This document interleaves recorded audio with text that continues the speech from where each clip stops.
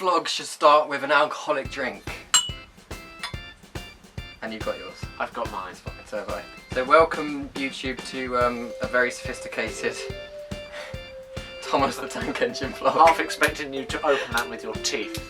Welcome to a sophisticated block. You'll tread on that later. I won't tread on that later. You will tread on that. Tread on that later. I bet you will tread on that. It's easier to film if you've got a drink with us. So Yes. we have not been pre-drinking because we're not like that. Honestly. Much. Moving on. Okay, so who are you? I'll just introduce myself as Owen, the Railway Inspector. And I'm Thomas Van 8. No! I thought you were dead. No. I was resurrected. Oh my god, I was resurrected, okay? There was a lot of confusion, I know. But I'm resurrected now. Otherwise known as Mike. To the people I have met in real life. Yeah. How many is that? I don't know, I met quite a lot of Thomas fans. Some not so good. Don't say that. Oh, I mean, they'll work it out. they were all really nice and normal. Some people. You're all a lovely bunch, honestly. No, we really. love you all, honestly. Love them all. Love them all. Oh, Everyone's that's the normal. other thing some people might know me from. Top props. Just in case you didn't know. Top- If there's somebody out there going, what the hell is Top Props? Where have you been, honestly? I'm behind the Top Props logo. Yes, this guy That's designed the my- logo my and contribution. helps out at a number of events. Yeah. I'm usually the guy at the events that's like, have you seen Series 5? Have you seen Thomas the Magic Railroad? Seriously, get on this shit, it's so good. Oh, can I swear on? Too late, you already have. You know what, that's broken the ice now, guy. I'm sorry, like, we're older now, okay? 22 is a big age now. Oh god, I'm 23 22. 23 this year. I We're know. both 23 this year. God, I'm drinking to that. I should have put my Magic Railroad poster behind us. I was going to say exactly that. There would have been an ideal place rather than... I'd have been like, welcome to the studio. What the hell is that? It's a rugby poster, look at it please, it's not mine. It's awful. Let's not go down the sporting, No. we don't need to talk about sport. We're here to talk about our dear friend and my favourite character in the world. Oh, Compose yourself, there we go. Back in I'm the not a musician, that's Nathan. Shout out to Nathan. Hello Nathan, Nathan. We love you Nathan. We love you. Nathan, we're writing Thomas songs together soon, please. What? Yeah. I mean, I haven't asked him yet, but I'm telling him we are going to write Thomas songs together. Well, What? You're not a composer. no. No. I attempted writing a song once and yeah. You know about that? I've had 2 songs. Yeah, I know. I totally not what inspired me to write a song. And they were totally sung in tune. Thomas and the Christmas disaster. Keep rolling along. No, not rolling. Was it That's not? like the last bit. Is it? Oh. Okay, everyone listen. We're going to do a sing along. Oh, okay. We're drunk enough. So Well, fine. yeah, fair. By your lead. How did it go? How did you not know your own blooming song? It's Are you 2011! ridiculing me for This is not ages knowing... ago! I start singing. No, those aren't the lyrics. Well, you start singing. I'm just like... How does it go? Okay. Ironic. We'll just do the chorus. Keep puffing, puffing along now. Keep your pistons pumping along the way. Keep your wheels turning faster. It's Thomas and the Christmas disaster. You had at least had an original tune. I- Mine rehashed Day of the Diesel. Yeah, I completely wrote all the music myself. Yeah. Cheers to that. Cheers to failed songs. Cheers to copyright music. What exactly were we here? Maybe we should ask each other questions about Favourite project? favourite project. Oh, that's a good one. I always say Jeopardy. I think that's probably because that's my debut film. But also, after I made The Secret Island, I said to myself, I'm going to stop making Thomas stuff, I'm going to stop watching Thomas, I'm going to give it up. And I think a lot of people have done that. They're like, oh, I'm just giving up Thomas now. Like, it's not me anymore.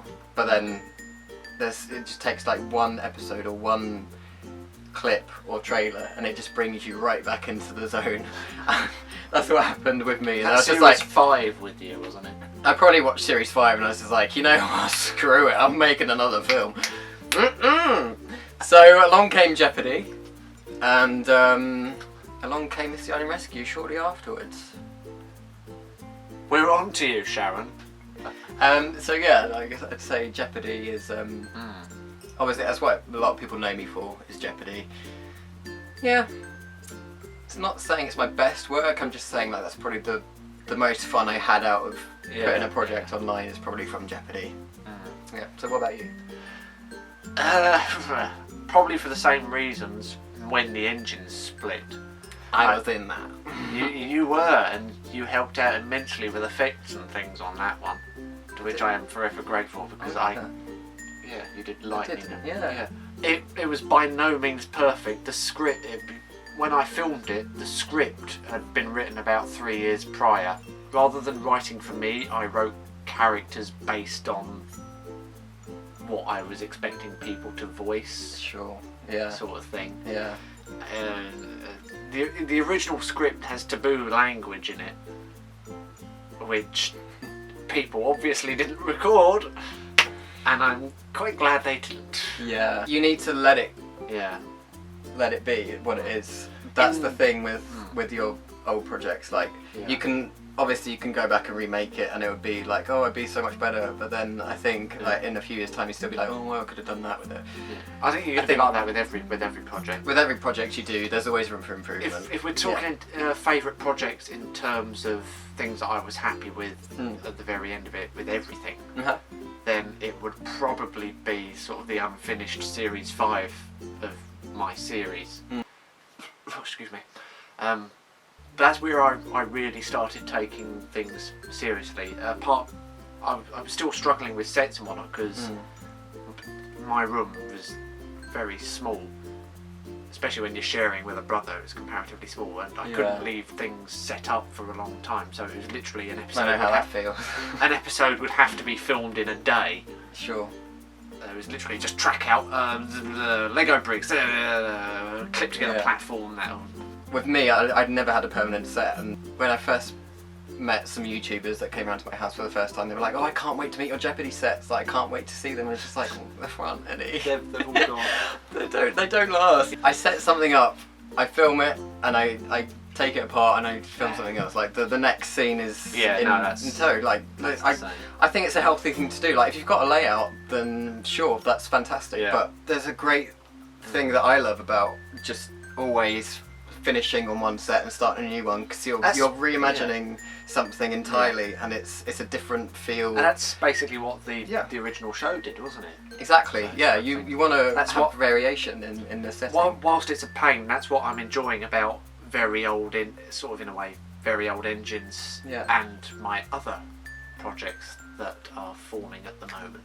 But I shan't reveal any other projects. What was I talking about? Sets. That's it. Yeah. I'm for very old engines. Rather than filming each episode individually, I'm filming everything for all 3 remaining stories on the one set. Then I'll work on another project, and I'll keep flitting together just to keep stuff out. Yeah, I don't like not releasing things. Which is why we're making this video. Okay, your turn to ask a question. Okay, in your experience, what advice would you give to somebody who wanted to make a Thomas the Tank Engine film in the style that you make yours? Write a script. That is number 1. I would agree with that. Jeopardy did not have a script, apart from the dialogue in the shed at the beginning when all the engines are arguing. Like that whole thing was scripted. The rest, I winged it. I filmed it. Did you have a list of notes of what you wanted? I roughly knew what I was going to narrate. But that's not. I wouldn't recommend it. You're narrating to footage you've already recorded, and it's not a good thing to do. No, I think there's an episode in series 2 of Tarot at the Scrapyard or something, and there's just a 10-minute block in the centre of the episode of me just going, making stuff up because I completely forgotten I'd recorded that much time. Just go, okay, Yeah. lines, spelt stuff. Oh, maybe contemplation. Repeated contemplations. First scripted thing I did was when I had guest actors in. I think it was an Easter special. My God, what a I remember that one. piece of rubbish that was. The script for that wasn't even very good. I finished the script, and I think I must have read it once, and suddenly realised at the start I said a new engine was coming in, and I'd forgotten to write the new engine in. So I just shoved in a scene where Thomas found the new engine. A new engine. Wait a minute, that's Hero of the Rails. Thank you for giving me an idea. Oh, damn it, Sharon stole an idea from me as well. You asked me what my tip was, Yeah. and sort of winged it online, so I'm assuming that you've not got another answer to that question. When you approach filming, you've got to be resourceful. A lot of people said, "Oh, your sets are so good, they're so good," but they're really basic. And I think what I've learned, and what I need to explain to everyone else that watches my stuff, that perhaps they might not know how it's been made, is that you need to be resourceful. You need to use what you've got, and you need to put that together to make a shot work for yourself and for the scene. So it doesn't mean going out and buying loads of things and filling the set with the stuff you bought, which is obviously very good if you've got the budget for that. But if you're working to a budget and you're working with what you've got, you have to dress your set with the bits you have. Yeah. Exactly. It's seeing things in a way that you can use them in your work. So not necessarily going down the street and looking at a dog turd thinking that would be mud.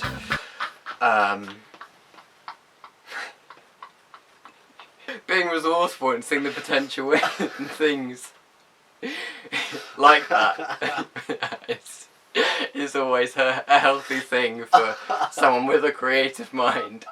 I've just got this image of someone walking down the street now and going, I want job poo! Is your dog finished with that? Put it in your pocket.